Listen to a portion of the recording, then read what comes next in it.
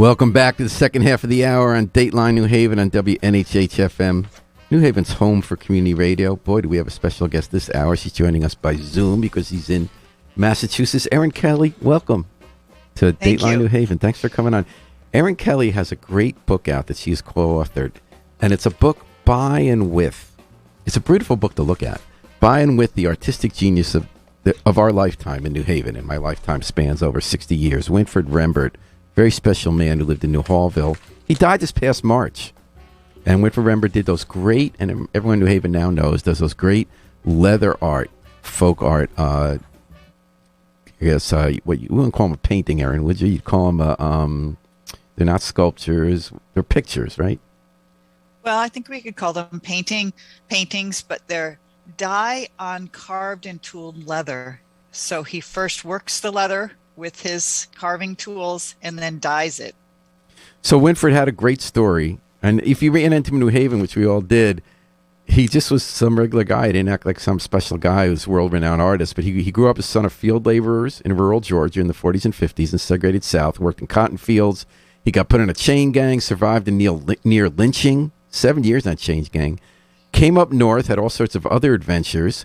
But then later in life, his wife, Patsy, suggested he start working out his trauma, really, and the experiences he had throughout his life and tell the story of it through leather art, which he turned out to be great at. And by the time he died, he was the subject of a documentary, other books, exhibits nationwide. His art was selling $35,000 a piece and more. And it was quite a story and quite a life. Erin, you're a professor of philosophy at Tufts. You specialize in ethics and criminal law. So unlike the other people who have promoted Winfred through his lifetime, you don't come out of an art background. How did you come about to co-write this new book that just came out, Chasing Me to My Grave, a memoir of the Jim Crow South by Winfred Rembert, as told to Erin Kelly? How did this come about? I came across Winfred's paintings online kind of by chance when I was Googling Jacob Lawrence, and I found these amazing pictures that Winfred had done of prisoners on a chain gang. They're very visually striking paintings, many faces, black and white stripes, kind of abstract, but definitely about the subject of criminal justice and those who have been incarcerated. And I was interested both in the art because I thought it was so striking and fascinating, but also in the story behind the art and in learning about Winfred and that he'd been through the criminal justice system and had been incarcerated in Georgia in the late 1960s and early 1970s. I wanted to hear what he had to say about, why he painted these paintings, what had happened to him. And I had a chance to meet him and to interview him about that. So now we're talking about 5 years ago, 6 years ago? Yeah, I guess I first met him in 2015, 6 years ago. So you saw stuff online. Did you email him? Did you go to a gallery? How did you meet him? I saw that he lived in New Haven, and I got in touch with the documentary filmmaker Vivian Ducat, who had done a film about him, and asked whether I could get in touch with him. And she said that I could contact him through McBlain Books in Hampton, Connecticut, which is where Winfred hung some of his artworks and had a close connection with the bookstore owners, Phil and Sharon McBlain. So I contacted them. They put me in touch with Winfred, and I was coming through New Haven and asked him whether he would be willing to meet with me. And then he decided to spend a lot of time with you over years and open himself up to have someone tell his story about his whole life. Was that your original goal, or how did that develop? No, that just evolved. After I met him, we stayed in touch. Phil McBlain kind of nudged us to work together because he knew that Winfred had been looking for someone to help him tell his life story in the form of a book. Mm-hmm. Winfred had been telling his story through his artworks and also in speaking publicly about things that happened to him. But he really wanted to get into the details and talk about the things that had happened to him in his life, to kind of make sense of them, to reflect on them, and to share them in ways that he thought might benefit other people. He wasn't super old. Do you think he knew his time was coming? Because, you got this done just in time. He wasn't well. And so we began working together, partly because he didn't have anybody else. I was interested. I had time. I was just finishing another book project that I had been working on in philosophy. So he was very receptive when I said that I would be interested in working with him if he wanted to do that. And so we decided to try working together and just see how that would go. And it evolved and grew, and it became this book. I love this book. I mean, I loved every page of it. It's going to be out on my table forever, because what it is those of us, I knew Winfred Rembert. We wrote many articles about him. He came on radio.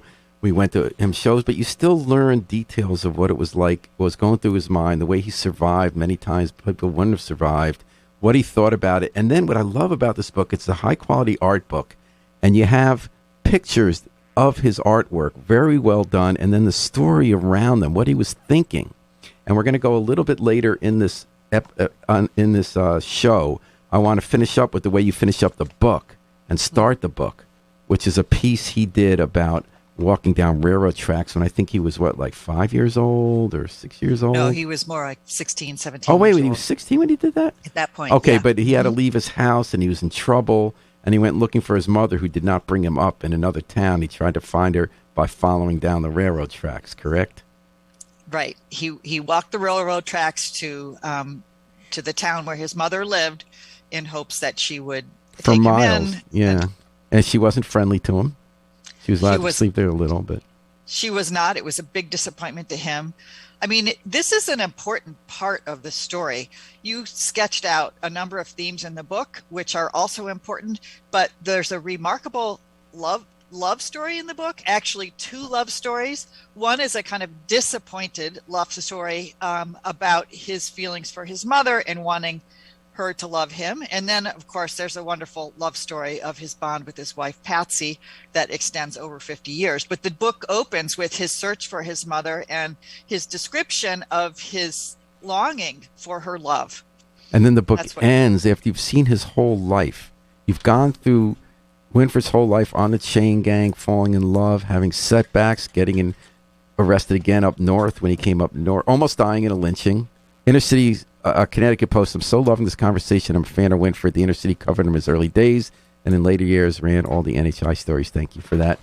I also thought it was a brilliant idea to begin and end with this book, because we follow with Winfred in a way we never did before, how he got to the point to do the art and what it helped him understand before he died.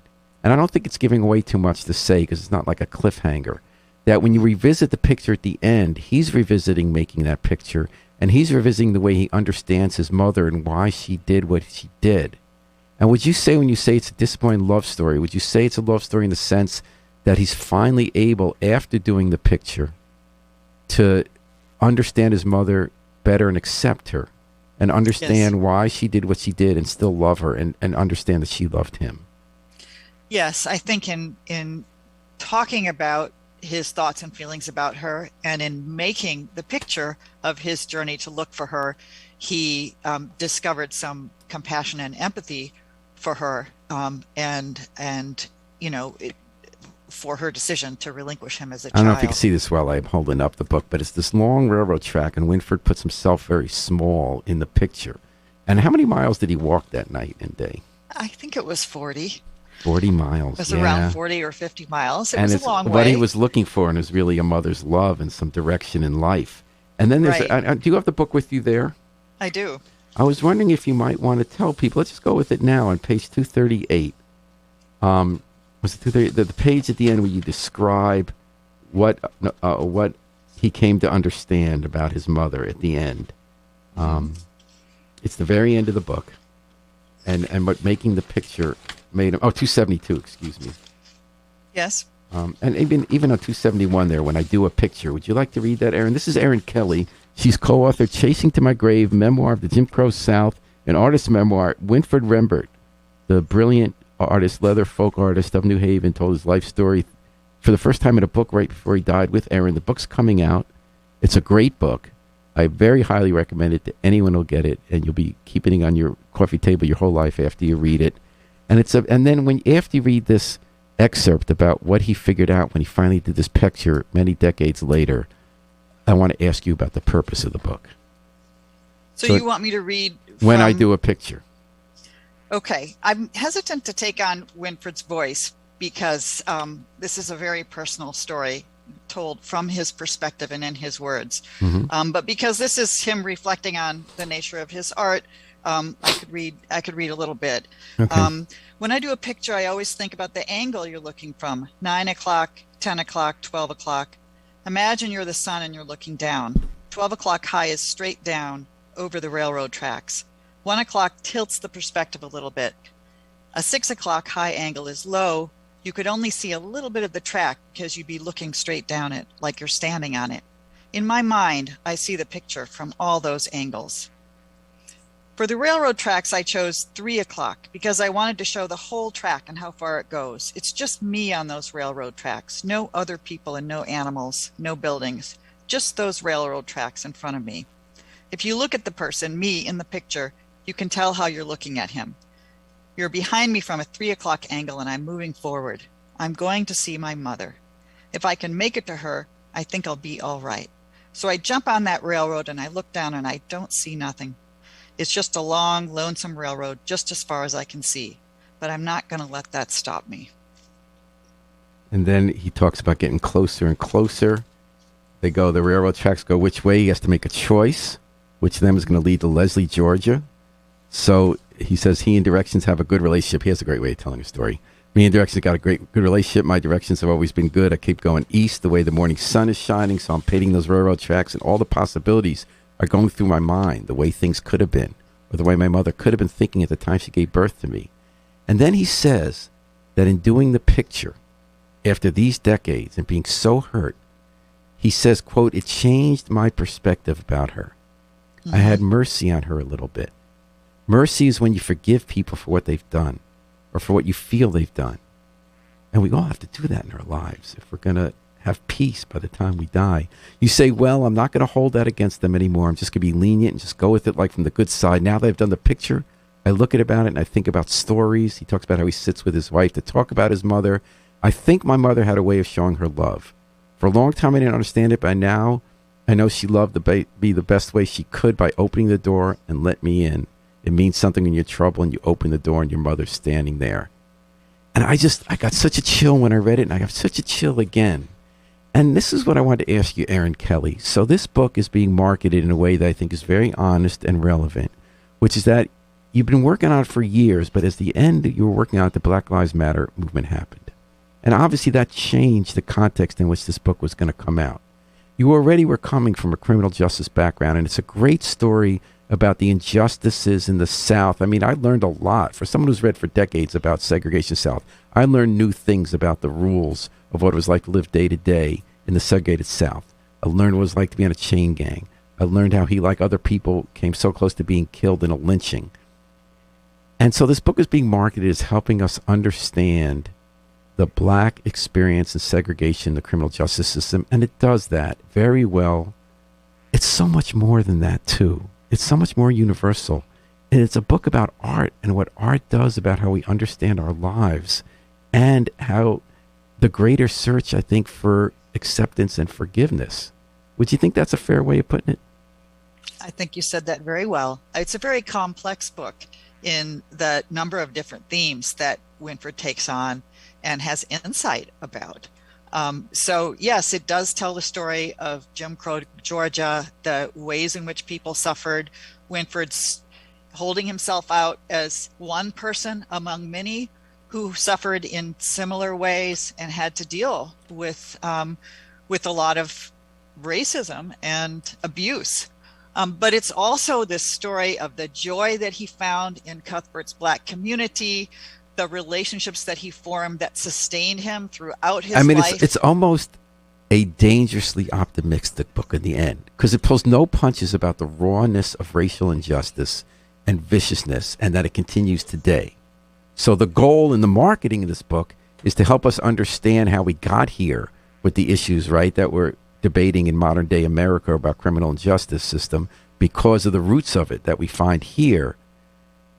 And yet you do come away feeling you're not having any illusions about it. But here's this guy in the end. He's having dinner with Jimmy Carter. He's the toast of the world. He goes back to the hometown where he was treated like a sub animal, and they're giving him the keys to the city and the big dinner, including the people who treated him so badly. He's going to the house where he got treated so badly. He's being served by white people this dinner.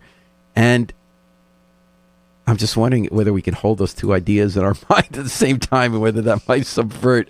I guess it's always important to have hope, but it's not important to look at the one person who survived because they were so exceptional and found some peace with it. Did any of that go through your mind when you were writing the book? Well, I'm so impressed by Winfred's creativity as a person, as an artist, as someone who could find opportunities and ways to express himself despite, great restrictions on his freedom that took different forms at different points in his life. So he's an incredibly resourceful person who was able to take some of this trauma and pain and represent it in his artwork in ways that people could connect with, appreciate, even find beautiful. Well, one thing we learned in this book is about how sick he got physically when he started doing the art, because he was having come to grips with some of these memories that he wasn't running from, but he was trying to keep in check while he functioned and survived, right? And you go into great depth in the book about his physical illness, trying to do the art and working through it, and then he just, produced hundreds of pieces.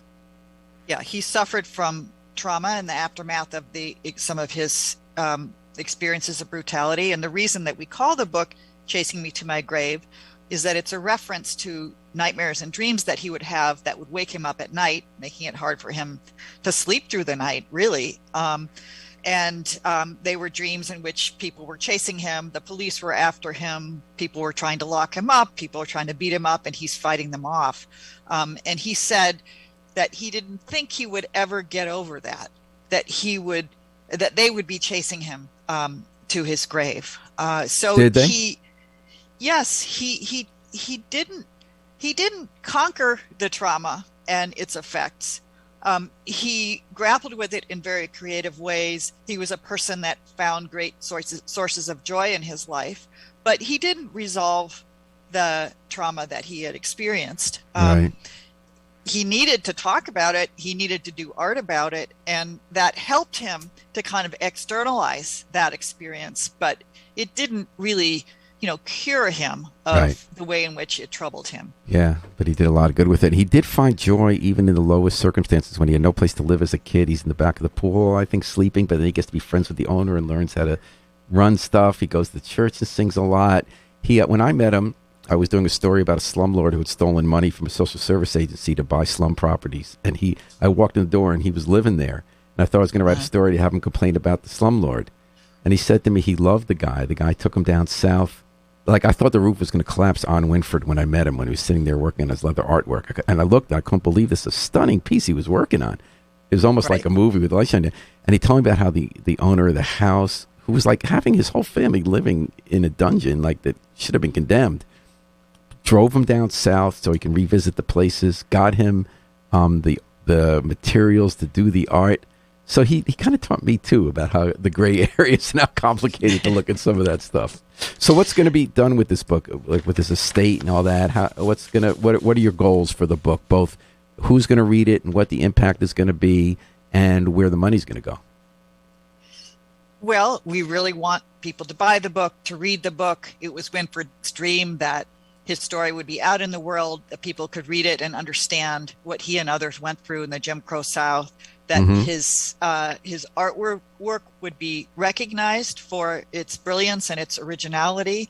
And we've crafted the book so that the story and the artworks are very much in conversation with one another. And there's a lot of art throughout the book, and it looks gorgeous. It does look gorgeous. We want to elevate his reputation as an artist. I hope that the book will sell well and that will create an income stream for his family. I think Winfred really wanted to leave something behind for them. As you alluded to earlier, unfortunately, he and his family have lived in poverty for their whole lives, and he was never able to work himself out of that. So I hope, even though his painting, his work was starting to get some pretty nice dollar figures. Yes, but it's hard to make a living as an artist without having other jobs that pay decently.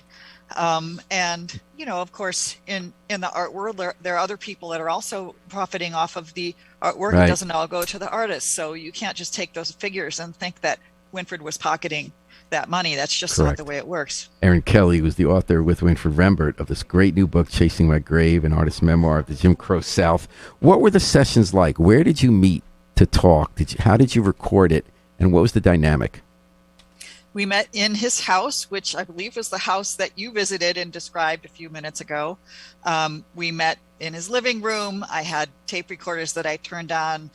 Tape recorders, really? You still use tape?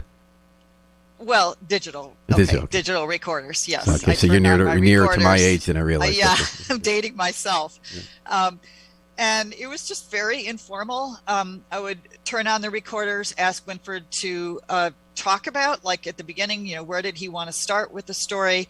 Then I would transcribe parts of our conversations, bring back my pages and read them out loud to Winfred. And that would just lead to a fascinating conversation about what should be expanded, what further thoughts he had, what reflections he wanted to, deepen. I would push him on sharing his thoughts and feelings as he heard the story being read back to him. And we kind of built from there, and expanded out. Over 5 years, was it? It was 2 years that I was visiting him at his house. How often? And then the pandemic shut that down, but we had really completed the main interviews that we wanted to do. And so we did some of the, tightening up and polishing over the phone. But we had done most of it. And sometimes we sat on the front porch of his house in Newhallville, with all of the street life and busyness going by. And his wife, Patsy, would sit down with us sometimes and talk. And I realized her voice had to be in the book too. So she gets her chapter. I like her chapter. I like the whole book. I thought it's so well written and so well edited. What was he like as a collaborator? Was it? I mean, I'm guessing it was very easy to get him to speak because he loves to speak and he spoke so well. Was that right? He's very articulate. He has a lot of detail to his story. He's very open emotionally. He was very appreciative of the opportunity to talk and encouraged me a lot about the book. It was really a pleasure to talk to him. It was hard sometimes to hear him talk about painful things. How did you feel as a sociologist, not from here, you're white, hearing his story and being the one to convey it when he would talk about something like when he was afraid they were going to either remove his penis, like when they had him strung up because they had done that to many other people in town, or kill him, and going through his mind? What were you thinking? Or when he talked about being 7 years chain gang with no hope of getting out out of such a vicious attack because he'd been involved in a civil rights protest. What was it like for you to be sitting there hearing those stories and have the responsibility to convey them? I did feel a sense of responsibility to get it right. I tried to listen very carefully. I didn't say a lot during those parts of the interviews. I was listening quietly, creating space for Winfred to expand. And I would sometimes ask very open questions, that I was interested to hear more and to make sure that I understood what he was talking about. But I just tried to step back and open up the space for him to explore and communicate what was important. Was there a moment when you thought, was there a key moment where it turned, like, we got to get past this hump? Wow, something just broke open, the dam opened. We really got our rhythm. The story really came through. It's really working out. Do you remember a moment like that? I remember a number of moments. It kind of built with that feeling with every interview. I felt like, wow, this is going great. This is fascinating. There's so much wonderful material, and Winfred has so much of importance to say. And as we got to know each other and felt more comfortable, exploring and revisiting some of the more difficult themes, that feeling built. So it really had momentum and was very exciting to be a part of, and humbling and moving to be a part of that project and to be invited in that way into Winfred and Patsy's home and their thoughts and their lives. Well, you succeeded with flying colors from this one reader's perspective. Thank I really you. loved this guy, Winfred Rembert. And I'm so excited that before he died, he got to have his story told in a setting in this book where you also see the art, and they're integral. They're just connected to each other the whole way. So Aaron Kelly, I would say it's a masterpiece. I think you did something really important, and thank you for doing it. And thank you for coming on WNHH FM Dateline New Haven today. Thank you for inviting me. I really enjoyed the conversation. Me too. One more time. Chasing Me to My Grave, an artist's memoir of the Jim Crow South by Winfred Rembert. He will live on in our memories. We knew that already, but now he especially will, as told to Aaron Kelly, who joined us. Thanks, everyone, for joining us today. We're going to take it out with the Afro-Semitic Experience, performing I Wish I Knew How It Would Feel to Be Free from the group CD A Plea for Peace. This is Paul Bass inviting you to fly free with us all day and all night at WNHH, New Haven's home for community radio.